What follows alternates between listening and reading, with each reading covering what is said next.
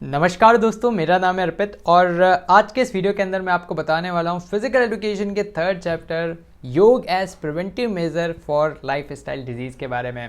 तो दोस्तों हम देखते रहे इस वीडियो को और इस वीडियो के अंदर हम कुछ बहुत ही कमाल धमाल क्वेश्चन यहाँ पर सॉल्व करने वाले हैं जिनके एग्जाम में आने की प्रोबेबिलिटी बहुत ही ज़्यादा है।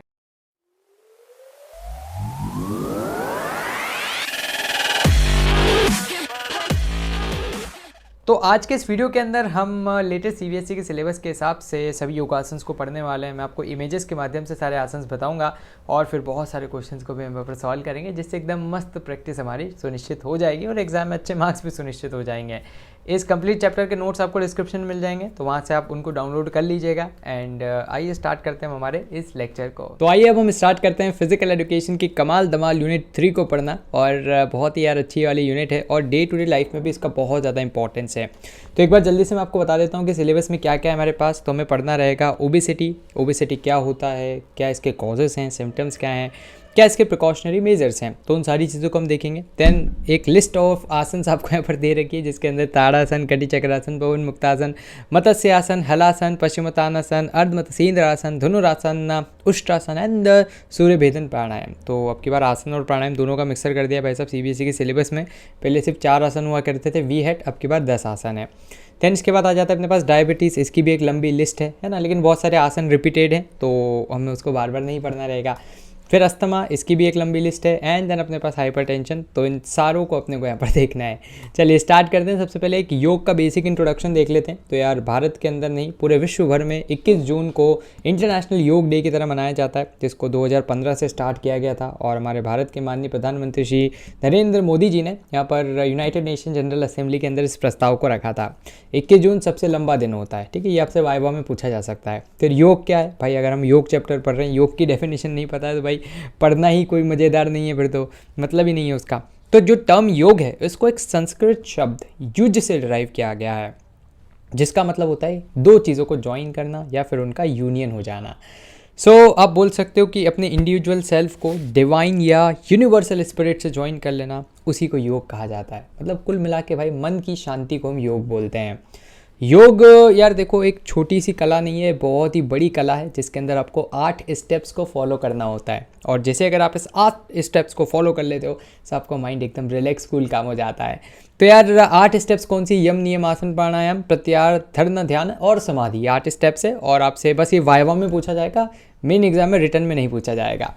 बढ़ते अब हम आगे सीधा। सिलेबस का फर्स्ट टॉपिक है ओबेसिटी। ओबेसिटी मतलब मोटापा, है ना, अत्यंत मोटू हाथी, है ना। सो इस प्रकार के शब्दों से हम पुकारते हैं इन लोगों को। सो ओबेसिटी एक ऐसी कंडीशन है यार बॉडी की जिसमें अमाउंट ऑफ वेट एकदम एक्सट्रीम लेवल तक बढ़ जाता है। और यार आज के तारीख में तो इसको बिल्कुल एक डिजीज़ का दर्जा दे दिया गया है, क्योंकि मतलब इतने ज़्यादा केसेस बढ़ रहे हैं। जंक फूड, फास्ट फूड और इस प्रकार के फूड्स को हम खाते हैं एंड देन उसके बाद तोंद को पुला लेते हैं। तो अब इसकी एक वैल्यू भी रहती है, आपने पढ़ा होगा यार क्लास 11th में या पिछली क्लासों में, BMI बॉडी मास इंडेक्स, ठीक है। तो ये होता है आपका weight in KG divide by height in metre का स्क्वायर। आप लोग अपना अपना BMI और मुझे एक वो जो आइडियल रेंज होती है ना वो बताइएगा। BMI अगर 30 के ऊपर निकल जाए तो फिर आप उसको क्या बोलोगे, पर्सन को आप ओबेस मानेंगे। देन बहुत सारे कॉजेज़ रहते हैं ओबेसिटी के, जैसे बहुत ज़्यादा खाना, फिजिकल एक्सरसाइज नहीं करना, जेनेटिक्स, है ना, वंशानुगत। देन उसके बाद डाइट हाई इन कार्बोहाइड्रेट, बहुत ज़्यादा फ्रीक्वेंसी में खाना, है ना, सुबह खा रहे हैं, शाम को खा रहे हैं, दिन में खा रहे हैं, रात को खा रहे हैं, सोते वक्त खा रहे हैं, उठते वक्त खा रहे हैं, तो मोटे हो गए सही। मेडिकेशन बहुत सी बार रहता है कि दवाइयों का उल्टा असर पड़ जाता है और बंदा फूल जाता है। देन बहुत सारे फिजियोलॉजिकल साइकोलॉजिकल फैक्टर्स भी हो सकते हैं। मानसिक, अगर आपको कोई तनाव है, भाई सब खाए जा रहे हैं तो मोटे हो गए।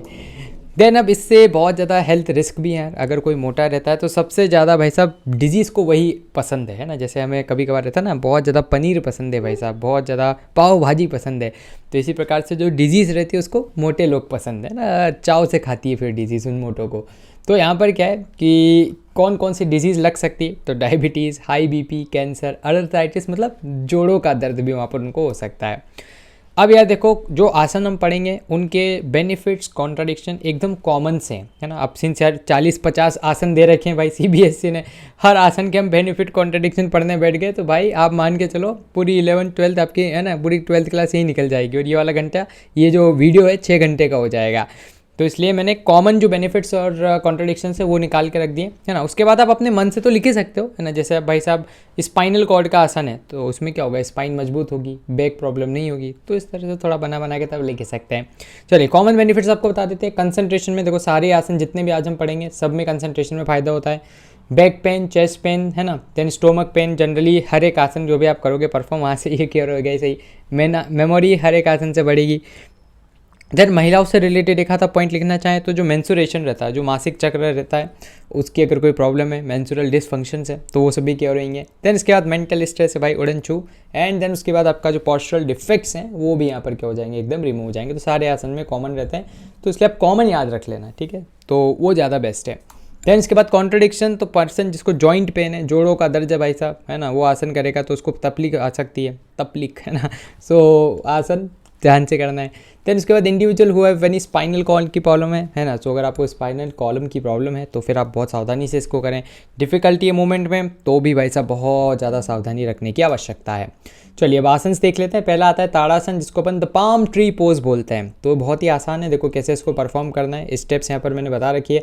अब ये जो स्टेप्स है ना बच्चा पार्टी, ऐसा नहीं कि आपको डिक्टो याद रखनी है भाई, लग गए याद करने सुबह शाम दिन रात, है ना, खाने के साथ हर मतलब सोते उठते सब कुछ करते करते आपने यहाँ पर क्या याद कर रहे हैं इनको, नहीं, बस थोड़ा सा बेसिक देख लो कैसे आसन परफॉर्म किया जा रहा है, उसके बाद मन से लिख देना, ठीक है। मैं पढ़ता जाता हूँ। Stand on a yoga mat पे खड़े हुए हैं और आपका जो फीट्स रहेंगे थोड़े से दूर रहेंगे। Stand along side your body, है ना, हैंड्स आपके बिल्कुल अभी नीचे के साइड ही रहेंगे। इनहेल करना है, सांस लेना है, स्लोली रेस करना है अपने आर्म्स को अपवर्ड, इंटरलॉक करना है फिंगर्स को, एंड देन उसके बाद क्या करना है, फील द बॉडी स्ट्रेचिंग। ओ भाई साहब, सो बॉडी को स्ट्रेच करता हुआ आपको फील करना है। Then place your body weight on the toes. अब क्या करना है, आपको अपने टोज पे खड़ा होना है। जैसे आप यहाँ पर देख सकते हैं ना, टोज पे मोहतरमा खड़ी है, पीछे हील्स हैं, आगे टोज हैं, तो टोज पे खड़ा होना है, जितना हो सके उतना स्ट्रेच करना है, वापस रिटर्न हो जाना है ओरिजिनल पोजीशन में, तो उसको बोलते हैं ताड़ासन। नेक्स्ट आ जाता है कटी चक्रासन, ठीक है। तो अगर आप इसको इंग्लिश में बोलेंगे तो इसको बोलेंगे स्टैंडिंग स्पाइनल ट्विस्ट। भाई नाम में पूरा आसन एक्सप्लेन हो चुका है ना, खड़े हो, स्पाइनल को ट्विस्ट करो भाई, यही करना है बस इसमें, है ना। तो स्टेप 1 है stand with both legs feets apart, ठीक है, पहले आप सीधे खड़े हो गए, देन आर्म्स को आपने साइड्स में रख लिया। देन सेकेंड आपने रेस किया बोथ आर्म्स को शोल्डर लेवल पे और यूं करके पीछे आप मोड़े, तो यही आ जाएगा आपके पास कटी चक्रासन। एक बार इस साइड मोड़ना है, एक बार इस साइड मोड़ना है, काम तमाम। देन इसके बाद आ जाता है पवन मुक्तासन। तो भाई में इसमें सही में है ना, जो आपके पीछे से पवन मुक्त होती है ना, मतलब आप इसको जब परफॉर्म करोगे, जब प्रेशर डालोगे पेट पे, जो एक्स्ट्रा हवा होगी वो उड़न छू हो जाएगी। सो कैसे करते हैं इसको परफॉर्म, लाई डाउन करना है पहले प्लेन सरफेस पे, दोनों आपके पैर साथ में रहेंगे, देन डीप ब्रेथ लेनी है, एक्सेल करना है, एंड अपने नीज को चेस्ट के पास में ले आना है। Then at the same time press your thighs on your abdomens, और थाइज को बिल्कुल एब्डोमेंस पे अपन प्रेस करेंगे, क्लैप्स कर लेंगे अपने हैंड्स को, तो इस प्रकार से इसको परफॉर्म किया जाएगा। देन नेक्स्ट आ जाता है अपने पास मत्स्यासन, इसको अपन फिश पोज भी बोलते हैं। देखो मछली बनूं उड़ती फिरूं मस्त गगन में, है ना, इस प्रकार से यहाँ पर ये मोहतरमा आपको दिख रही हैं। तो इसमें क्या क्या करना है, तो प्रोसीजर इसकी बहुत ही आसान है। पहले पद्मासन आलकी पालकी लगा के बैठना है, देन एल्बो का सपोर्ट लेते हुए आपको पीछे की तरफ झुकना है, ठीक है, पूरा आपको सर जो है वो ग्राउंड पे लगा देना है। देन उसके बाद होल्ड द टोज, अपने देखो पैरों को आपको हाथ से पकड़ना है ग्राउंड पे, एंड स्ट्रेच करना है स्टोमक को एज मच एज पॉसिबल। तो चेस्ट अप, ये आपका सिर पीछे, और पैरों को आपको आलकी पालकी लगा लेनी है। देन फिर आ जाता है हलासन, ये लॉर्डोसिस को भी क्योर करने में काम में आता है, और इसमें आपको क्या आसन, इसकी स्टेप्स हैं, पहले लाई करना है बैक पे, इनहेल करना है, एब्डोमिनल मसल्स को पहले पूरा यूँ सीधा लिफ्ट करना है, ठीक है, सीधा लिफ्ट करोगे, धीरे धीरे धीरे धीरे धीरे इसको नीचे के साथ टच करना है, ये होता है हलासन। देन इसके बाद नेक्स्ट आ जाता है पश्चिमोत्तानासन। भाई बहुत ही आसान है इस वाले आसन में, तो क्या है, पहले सीधे के सीधे बैठ जाओ ना, पाँव अपने सीधे करें, दोनों पैरों को पास रखना है, सीधे आपको बैठना है। फिर अपने हाथों को यूं करके कहाँ पर ले जाओगे, कटाया है क्या ना, नीचे की साइड ले जाएंगे, दोनों को क्लैप्स करेंगे और अपने जो पैर हैं उनको पकड़ लेंगे, और अपने सिर को दोनों घुटनों के बीच में आपको रखना है। तो ये है इसकी फाइनल प्रोसीजर। अर्ध मतस्येंद्रासन, सदी का सबसे डिफिकल्ट आसन, ठीक है, इसको कैसे परफॉर्म करा जाता है, ये 5 स्टेप्स आपको याद रखनी है, ठीक है। पहले आप इस तरह से सीधे बैठेंगे, एक पैर को फोल्ड करना है, फिर उसके बाद पैर को फोल्ड करने के बाद ये जो एक पैर बच गया उसको पीछे की साइड फोल्ड कर लेना है। देन फिर आपको इसका जो फोल्ड आपने पैर किया था उसका अपोजिट हैंड से उसको यूँ करके टच करना है, टच, है ना। जैसे आपने टच कर लिया, फिर आपको क्या करना है, पीछे की साइड देखना है, और दोनों लेग से करना है अल्टरनेट, एक बार इससे एक बार उससे, इससे उससे, तो आपका काम बन जाएगा। अगला आता है भाई साहब धनुरासन। तो धनुरासन को अपन बो पोज भी बोलते हैं, और यहाँ पर क्या तीर कमान आपको चलाने रहते हैं, है ना। देखो इस तरह का पोज है कि यहाँ से आप तीर भी चलाओगे तो सामने वाला दुश्मन घायल हो जाएगा। कैसे परफॉर्म करना है, तो स्टोमक पे पहले लेट जाइए, देन उसके बाद आगे से अपने आप को लिफ्ट करना है, पीछे से पैरों को यूँ करना है और दोनों को जॉइन मतलब पकड़ लेना है हाथ से। तो ये आपका हो जाएगा धनुरासन, है ना। बहुत ही मैं आम भाषा में आपको बता रहा हूँ ताकि आपको समझ में आ जाए ना। उसके बाद स्टेप्स पढ़ोगे तो भाई यूँ ही याद हो जाएगी। फिर इसके बाद आ जाता है अपने पास उष्ट्रासन। उष्ट्रासन मतलब क्या होता है, कैमल पोज। तो देखो कैमल जैसे तो दिख नहीं रहा ये क्या है, कैमल का हम्प है। तो जो कुबर है ना, जिसमें कैमल अपने पानी वानी को स्टोर करता है, इसलिए उसको शिप ऑफ डेजर्ट भी कहा जाता है। तो उस तरह का हम्प यहाँ पर बनेगा, तो इसलिए इसको उष्ट्रासन बोलते हैं। तो इसमें क्या करना है, पहले आपको अपने नीज पर खड़े होना है, ठीक है। नीज पर आप खड़े होंगे, पीछे की साइड आपको झुकना है, दोनों हाथों को पीछे ले जाते हुए अपने हील्स को आपको पकड़ लेना है। तो ये हो जाता है उष्ट्रासन या कैमल पोज, ठीक। देन अगला आ जाता है अपने पास सूर्य भेदन प्राणायाम। सूर्य भेदन प्राणायाम मतलब क्या होता है, अनुलोम विलोम एक तरह का, ठीक है। तो इसमें आप पहले इस नॉस्ट्रिल से इनहेल करें, दूसरी नॉस्ट्रिल को क्लोज कर दें। फिर उसके बाद आपको क्या करना है ना, एक बार इस नॉस्ट्रिल एक बार इस नॉस्ट्रिल। तो ये होता है सूर्य भेदन प्राणायाम। आलकी पालकी लगा के आपको बैठना है, ठीक। सो सिट कंफर्टेबली, पद्मासन में आप बैठ गए, हेड स्पाइन सब कुछ एकदम इरेक्ट है, आंखें बंद है। देन उसके बाद पहले लेफ्ट नॉस्ट्रिल को आपको क्लोज करना है विथ योर राइट फिंगर, ठीक है। तो लेफ्ट नॉस्ट्रिल, लेफ्ट, जैसे ये मेरी लेफ्ट नॉस्ट्रिल है, इसको मैंने राइट फिंगर से क्लोज कर दिया, है ना। And little finger.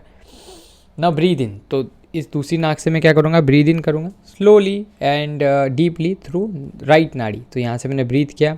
After that shut your night नाड़ी, इसको शट किया और यहाँ से एक्सेल किया, ठीक है। Exhale through the left nostril, जो कि अपन कपालभाति में करते हैं, along with keeping the right nostril close. इस साइकिल को आपको रिपीट करना है 5 से 10 बार, और ये हो जाएगा आपका सूर्य भेदन प्राणायाम, है ना। आगे यही अनुलोम विलोम के नाम से आएगा, ठीक है। तो वहाँ पर हमें सेम ही स्टेप्स लिखनी रहेंगी।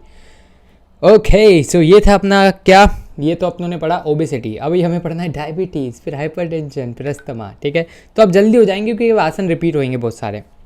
सो डायबिटीज़ यार एक इस प्रकार का डिसऑर्डर जिसके अंदर शुगर हमारी बॉडी के अंदर बिल्ट हो जाती है ना। इसको अपन शुगर की बीमारी भी बोलते हैं, इसको मधुमेह भी बोलते हैं हिंदी में। तो देखो बेसिक प्रोसेस क्या होते हैं हमारी बॉडी में, हम खाना खाते हैं गप गप गप गपा गप, और खाना खाने के बाद हमारा जो डाइजेस्टिव सिस्टम है उसको डाइजेस्ट करता है। जो भी हम खाना खाते हैं वो जनरली शुगर के फॉर्म में रहता है ना, ग्लूको मतलब शुगर रहता है एक तरह से। तो शुगर जो हमारी बॉडी के अंदर जाएगी, और भी बहुत सारे कंपोनेंट्स रहते हैं लेकिन मेजॉरिटी मात्रा में शुगर भी रहता है। तो शुगर गया भाई साहब, उसके बाद आपकी बॉडी के अंदर एक पेनक्रियास नाम का ग्लैंड है, वो क्या करता है, इंसुलिन नाम का हार्मोन रिलीज करता है, ठीक है। साइंस वाले बच्चों के लिए आसान रहेगा, हालांकि सभी ने पढ़ रखा है। तो इंसुलिन वहाँ पर रिलीज हुआ। इंसुलिन का क्या काम है, बिल्कुल भाई साहब वो जंग में टोपी वोपी लगा के, है ना, सैनिक बन के, और शुगर का काम तमाम कर देता है, खट खट खट खट खट उसको मारा मुड़ी करके, और उसका क्या बना देता है, ग्लूकोज बना देता है। फिर हमारी बॉडी उस ग्लूकोज को यूज़ कर लेती है और उससे हमारी बॉडी को एनर्जी मिल जाती है। तो ऐसा नॉर्मल फंक्शनिंग रहती है। अब भाई साहब क्या होता है कि जब आपको डायबिटीज़ की समस्या होगी तो वो जो सैनिक रहेंगे, है ना, वो जो इंसुलिन रहेगा वो कम मात्रा में आएगा। अब भाई शुगर है ज़्यादा मात्रा में, सैनिक आए कम मात्रा में, तो वो इंसुलिन तो भाई यूँ ही ख़त्म हो जाएगा ना, खट खट खट जो शुगर है पीट देगी। तो आधी शुगर गई आधी ये गई, लेकिन शुगर फिर भी बच जाएगी बहुत सारी बॉडी के अंदर। तो उसी समस्या को डायबिटीज़ बोलते हैं। अब वो शुगर ग्लूकोज में अगर कन्वर्ट नहीं होगी तो बॉडी को एनर्जी नहीं मिलेगी, और बॉडी में क्या आ जाएगी, थकान हो जाएगी। तो इसलिए डायबिटीज़ वाले लोगों को बहुत जल्दी थकान हो जाती है, ठीक है। सो ये इसकी मेन समस्या है। अब डायबिटीज़ के कारण मतलब क्या क्या सिम्टम्स है, कैसे पता लगेगा कि किसी पर्टिकुलर व्यक्ति को डायबिटीज़ है। फटीग, है ना, थकान होना, बहुत ज़्यादा प्यास लगना, भूख लगना, है ना। देन ब्लड विजन हो जाना, फिर किडनी का फेलियर हो जाना, कार्डियोवास्कुलर डिजीज़ होना, हार्ट लंग्स की डिजीज़, है ना, वेट का लूज़ होना, यूरिनेशन बार बार जाना। तो ये सब उसके सिम्टम्स हैं। कॉजेज़ क्या हैं, तो कॉजेज़ है भाई साहब सेडेंटरी लाइफस्टाइल जीना, सिट बैक चिल रिलैक्स, है ना, ये वाली लाइफ जो जीता है, मस्त नेटफ्लिक्स पर देख रहे हैं, अमेजन प्राइम देख रहे हैं ना, सोफे पे बैठे बैठे अंगूर की गुच्छी लगी हुई है यहाँ पर, तो भाई उसमें क्या होगा, डायबिटीज़ की समस्या हो जाएगी। और कोई बीमारी है, ओवरवेट हो, ओबेसिटी है, स्ट्रेस टेंशन के कारण भी आपको डायबिटीज़ हो सकती है। 2 प्रकार की डायबिटीज़ है, अक्सर परीक्षा में पूछ लिया जाता है, what are the various types of diabetes. तो आपको बताना होगा टाइप 1 डायबिटीज़ में क्या होता है, ब्लड शुगर लेवल इतना ज़्यादा राइस हो जाता है कि आपको इंसुलिन के इंजेक्शन लगवाने पड़ता है ना। यहाँ पर इंसुलिन बिल्कुल प्रोड्यूस ही नहीं होता भाई, सैनिक बिल्कुल छुट्टी पे हैं, तो शुगर ही शुगर बिल्ड हो जाएगी। फिर आपको एक्सटर्नल सैनिक भेजने पड़ेंगे, है ना, जैसे रशिया यूक्रेन युद्ध हुआ, यूक्रेन के सैनिक खत्म हो गए तो कहीं और से लाने पड़ेंगे। तो ये काम होता है टाइप 1 डायबिटीज़ में।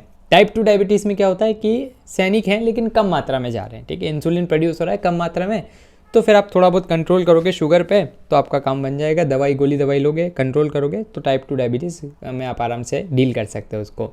अब इसके कुछ आसन, कटी चक्रासन ऑलरेडी हमने देख लिया। भुजंग आसन में क्या होता है, देखो ये इसको अपन कोबरा पोज भी बोलते हैं। बस यहाँ पर से क्या है, इसको फन मारने की देरी है।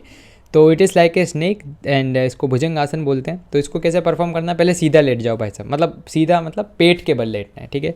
सो बेली के बल, lie down on the belly, ठीक है। बेली के बल आपको लेटना है, दोनों हाथों को रखना है शोल्डर लेंथ पे और आगे से आपको उठना है, चेस्ट उठाना है ना। तो यही होता है अपने पास भुजंग आसन। तो जनरली इसको परफॉर्म किया जाता है जिम में स्ट्रेचिंग के टाइम पे। फिर पवन मुक्तासन उन्होंने देख ही लिया भाई साहब, गैस बाहर निकालना। शलभासन, इसको अपन बोलते हैं लोकस्ट पोज, है ना। लोकस्ट आपने भी देखा होगा, कोरोना के टाइम पे पाकिस्तान से क्या आ गई थी, टिड्डी दल का हमला हो गया था भाई साहब, है ना।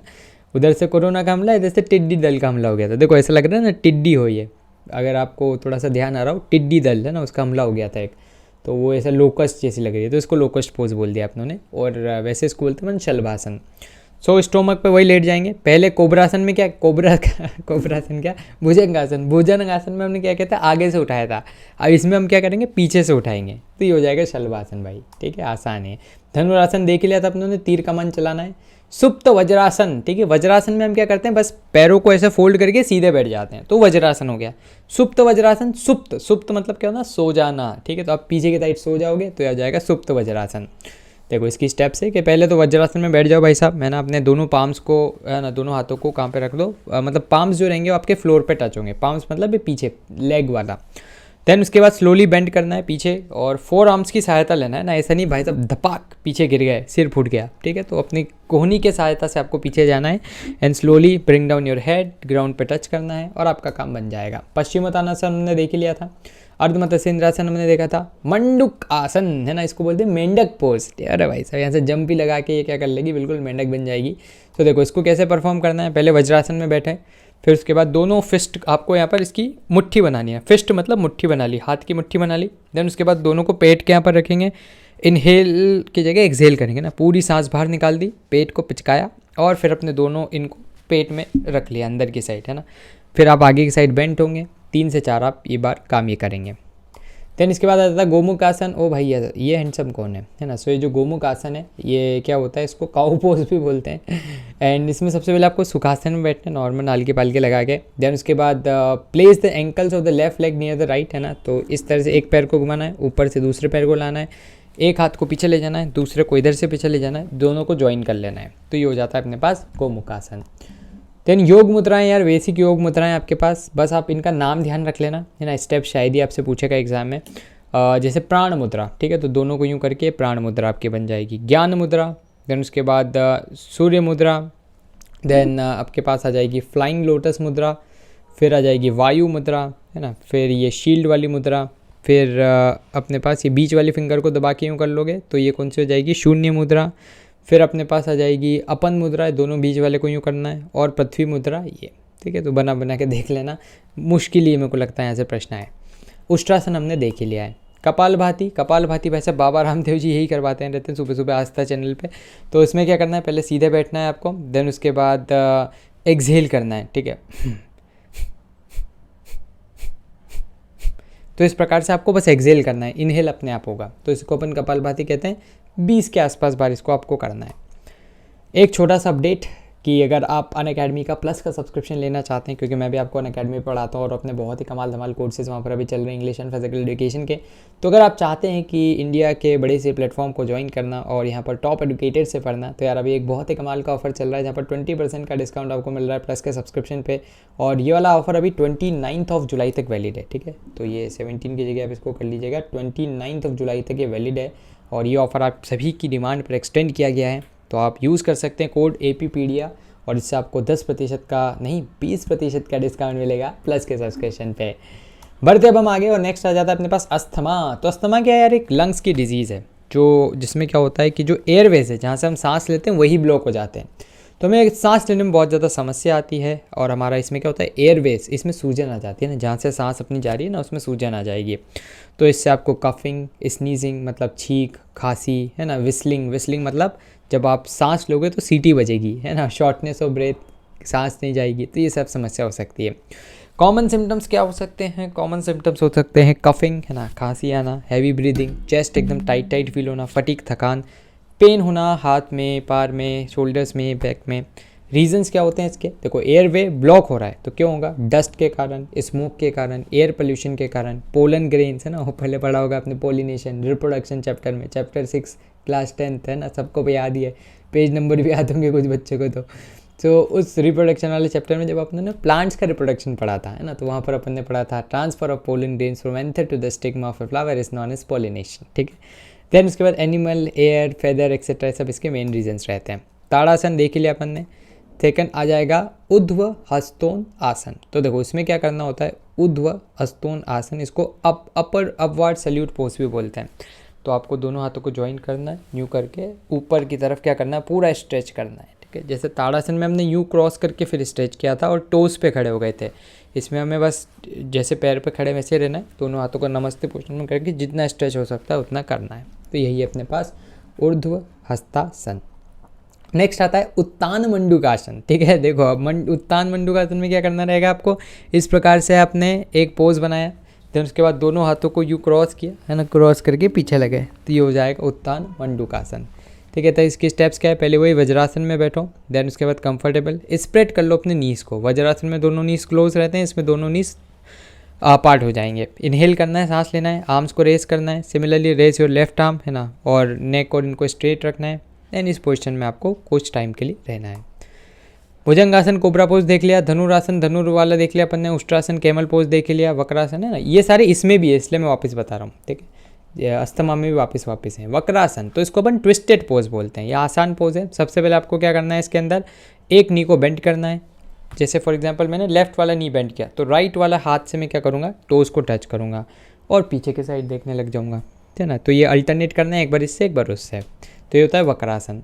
फिर कपालभाति अपन ने देख लिया, गोमुख देख लिया, मत्स्यासन देख लिया, अनुलोम विलोम हमने देख लिया ना उधर सूर्य भेदिन।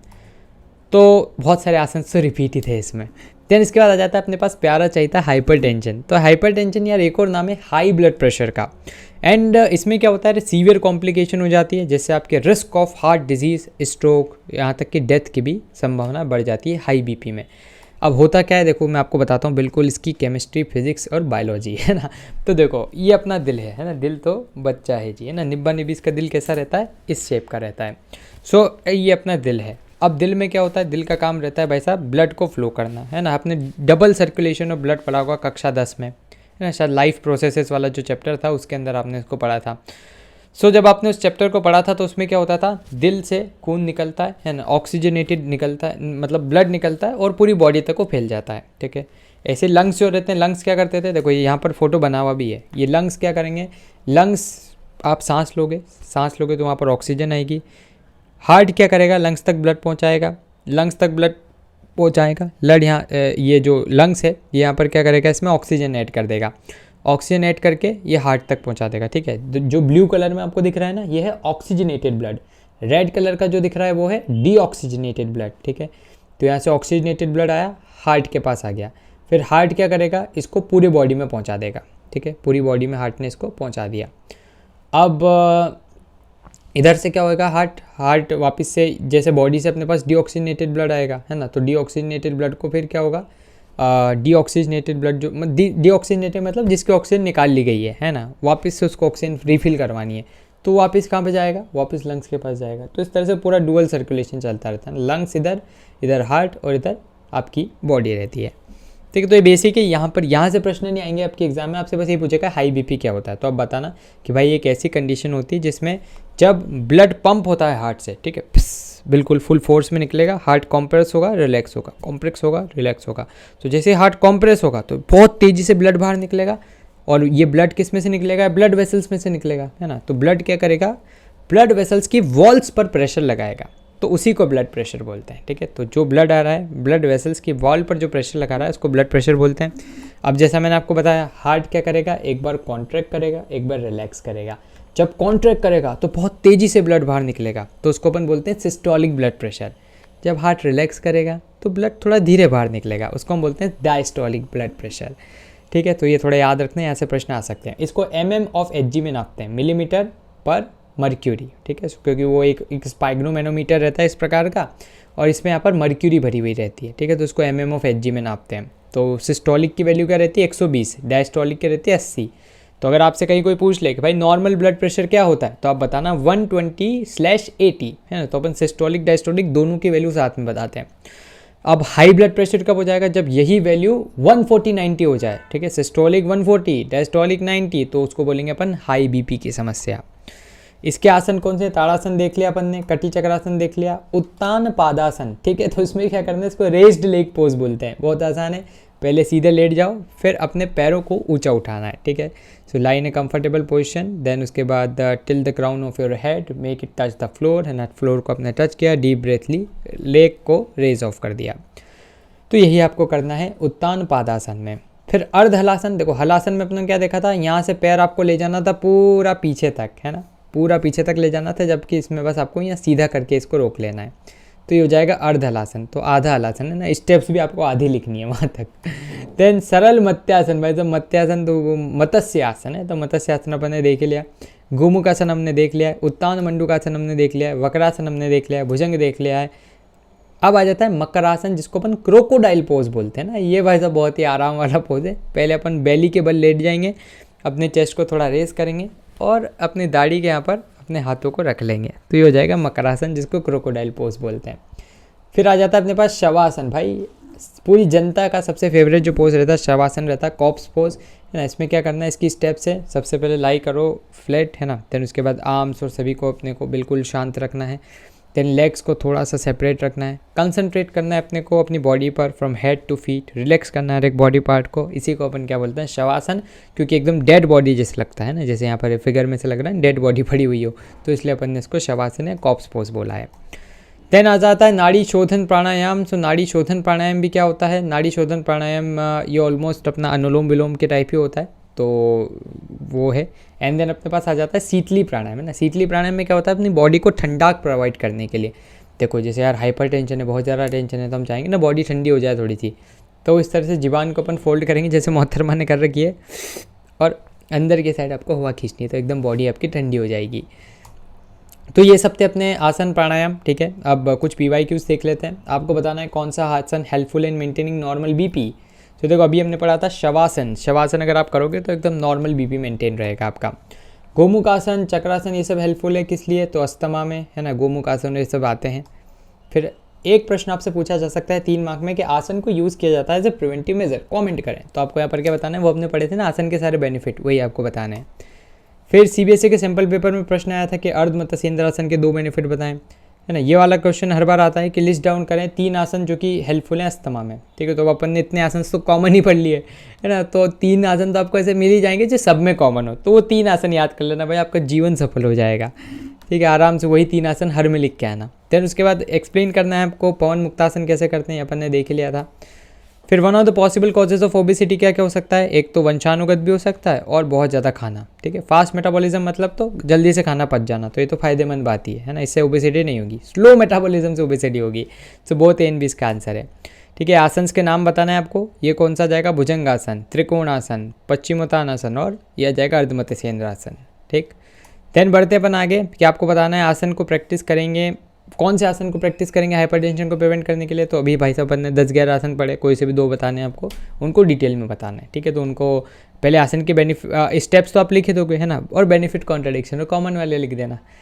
देन इसके बाद कुछ प्रैक्टिस क्वेश्चंस आपके लिए आपको यहाँ पर आंसर देना है। आपको बताना है कि आप आसन से क्या समझते हैं और इसका क्या इंपॉर्टेंस है, कॉमेंट बॉक्स में आंसर देना, ठीक है। एक प्रश्न है ना, अब इसमें आप बाकी सारी डिजीज़ को भी रख के देख लेना। Define obesity, define asthma, define hypertension, define diabetes, और फिर उनके कोई भी 2 आसन और उनकी बेनिफिट्स, कॉन्ट्राडिक्शन, प्रोसीजर। ये आपके 4 मार्क्स का है ना, सबसे ज़्यादा मैक्सिमम मार्क्स का क्वेश्चन ये यहीं से आता है, ठीक है। हाइपरटेंशन का हो गया। कुछ MCQs आपके लिए, पेनक्रियाज अगर इंसुलिन प्रोड्यूस नहीं कर रही हो तो क्या हो जाएगा, डायबिटीज़ हो जाएगा। डिजीज़ जो कि एसोसिएटेड है रेस्पिरेटरी ट्रैक्ट से, उसको अपन बोलते हैं अस्थमा। कफिंग, हैविंग ब्रीदिंग कहाँ पे होती है, अस्थमा में। प्रेशर, ब्लड प्रेशर अगर इंक्रीज होता है तो उसको बोलते हैं हाइपरटेंशन। योग सूत्र के अनुसार आसन का मतलब होता है स्थिर सुखन आसनम। योग डिराइव किया गया संस्कृत वर्ड युज से। BMI ओबेस पर्सन का कितना रहता है, 30 से ज़्यादा, ग्रेटर देन 30। ओबेसिटी मतलब होता है क्या, accumulation of fat, option number B। तो फिलहाल के लिए इस वीडियो में इतना ही, और मुझे उम्मीद है कि आपको वीडियो पसंद आया होगा। अगर आपका कोई डाउट्स हो, सवाल या सुझाव हो तो उसको आप कमेंट बॉक्स में लिख दीजिएगा। दोस्तों आप हमारे चैनल को भी सब्सक्राइब कर लीजिएगा, क्योंकि इससे हमें और भी ज़्यादा मोटिवेशन मिलता है आपके लिए वीडियोस बनाने के लिए। सब्सक्राइब बटन के पास बने एक बेल आइकन को जरूर से दबा दीजिएगा, ताकि हमारे चैनल के लेटेस्ट नोटिफिकेशन आपसे मिस ना हो। तो दोस्तों धन्यवाद। जय हिंद, जय भारत।